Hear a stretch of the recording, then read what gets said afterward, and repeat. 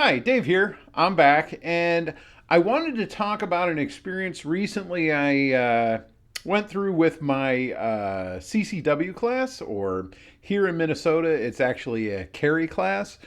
Uh, Essentially, because of the situation we all find ourselves in right now, a lot of the classes that you would take in person are no longer available in person, or they're just not safe to do. So, one of the options I found was an online course. And the one I chose was TTS, which stands for Technical Training Solutions. Now, in my experience, the in person classes are kind of a mishmash of good and bad. In this case, I think my experience was better. And maybe it's because I don't like being around people that much. But it could also be the fact that it was just a very professional feeling experience with them. In this case, and by the way, they do not know I'm making this video. They did not pay me to make this video. I paid for my class out of my pocket, so none of this is an advertisement for them. However, I have to say, if I were to advertise for them, this would be an honest advertisement. But in this case, I actually enjoyed the class quite a bit. The online experience was actually pretty good. They had videos, they had quizzes at the end of each section of it. I believe there was 17 sections on the video. It took about 2 hours to go through the entire process online.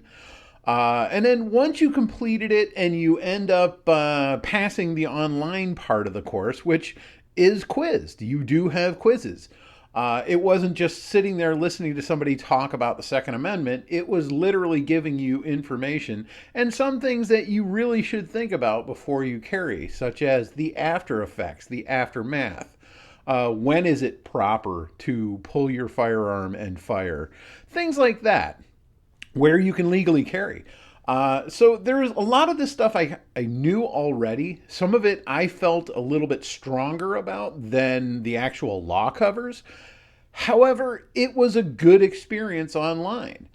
So I was able to pick up a little information with that. And then you have the shooting portion of it. Now, everybody is required to do the shooting, is required to do the shooting portion of it.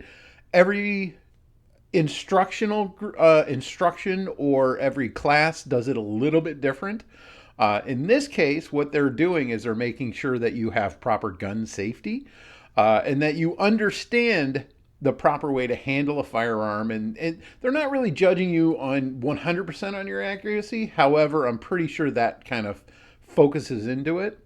You're given a silhouette size target, and the first shots are two-handed at 15 yards, 10 shots, and they want you to aim at the silhouette. Now, when I got there, we'll get back to that portion of it. There's three sections of that, and essentially the first section is 10 shots, two hands, 15 feet. I probably said yards. I was screwing that up the other day as well. Then at Then you're going to be shooting your next 10 rounds at 10 yards or 10 feet and right-handed.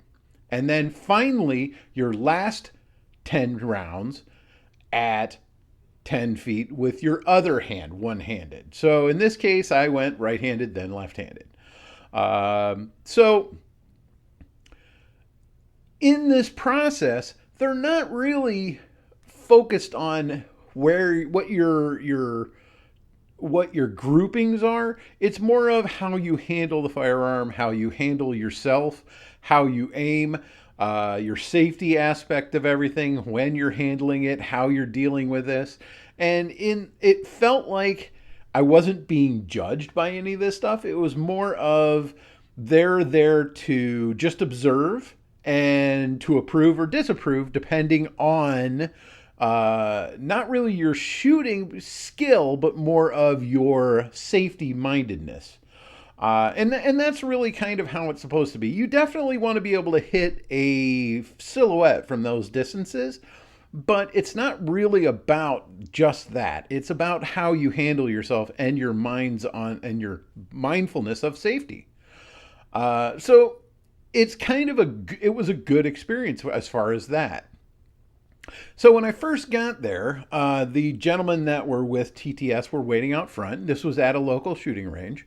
They identified themselves. And I'm not going to give names because, well, I didn't get their approval, so I don't want to put them out there. And I showed up with two firearms. I had my 22, my Phoenix Arms 22, which, if you watched a couple of my past videos, you know I had some issues with it, and I did some work on it to resolve those issues. And I also had my M&P 40 in the 40 cal configuration because that's what I had ammo for. And you did have to bring your own ammo. I had probably about 70 rounds of 22, and then I only had about 30 rounds of 40. So if I had to use the 40, I would have, but I wanted to use the 22. So we went into the range. He went over, the instructor went over some of the safety rules, went over the test, and then he expected me to perform it. So I pulled out my 22. He approved that I could use the 22. And after the third shot of my 22, I had a problem with it. Now I'm going to go over what happened with it after the fact. Or in another video. So I'm not going to cover that. I had a problem with the Phoenix Arms. It was very embarrassing, but we'll cover that later. What didn't seem, but at that point, I went to switch to my 40, and the instructor said, you know what, you wanted to use your 22. You had the 22 ammo. Obviously, he knew how hard it is to get 40 cal. He pulled out he had a brand new Glock, I believe it's 44, which is the 22, and he allowed me to use his firearm. Now, I do know from the website that they charge for this. He did not charge me for this. He did not. He just said, here, let's just load it up and go ahead and get you going on this. So in that experience, and it was a very calm, okay, well, you had a problem. Let's go ahead and just get you going. So in that aspect, I think it was very good. He didn't go, oh, well, this thing is a piece of junk or any of that. He just brought out his firearm and said, here, let's load this up. Help me load up the magazines. We had both tracked how many shots were fired out of the Phoenix Arms, and we just continued from there. And side note, I'm not a big fan of Glocks. And I have to tell you, this Glock 44 was not like any other Glock I've ever shot before. It was very well balanced. It was smooth. It fired very well. I was impressed. In fact, so much so that I've actually looked into them a little bit more. I wasn't impressed with some of the reviews I've heard of these things. However, I was impressed with the way it shot. Some of the reviews say that some ammo doesn't feed very well through it. And luckily, the stuff that I had brought, which was 40 grain CCI, does feed perfectly fine through it. So I didn't have any feeding issues on this man's brand new pistol. If that means anything, I don't know. But once again, it's not 40 grain that's a problem in those. However, my experience with this, I was very impressed. I was looking to see if I should buy one because I actually enjoyed shooting it very much. But that, I guess, is a whole nother video as well. But overall, my experience with them was pretty good.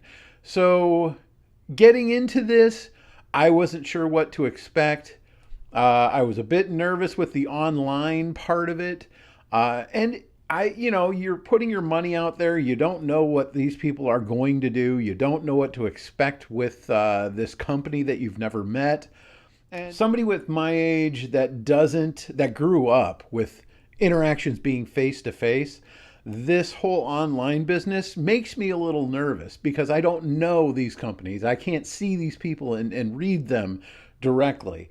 So when you do have a good experience, it is great. And I do appreciate the fact that they handled this very professionally.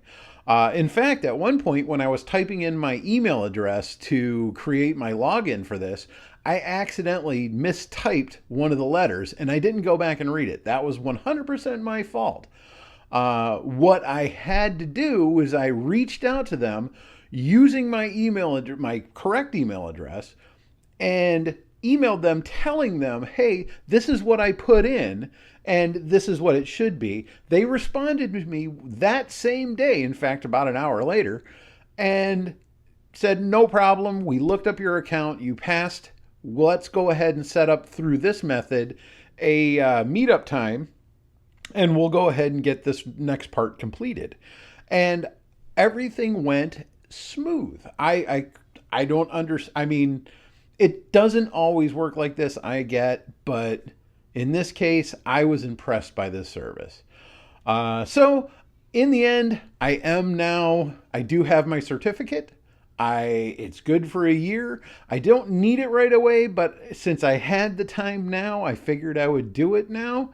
And I will have to re-up my license before the year is up on that. And this worked out great. If you're in Minneapolis and you do need to get your certificate, check out TTS. They're great service. Once again, it's Tactical Training Solutions. And I honestly can't think of a bad thing to say about them. This is Dave. Let me know what you think. If you're here in Minneapolis, what services do you use? But give me some feedback on this. This is Dave. We'll see you next time.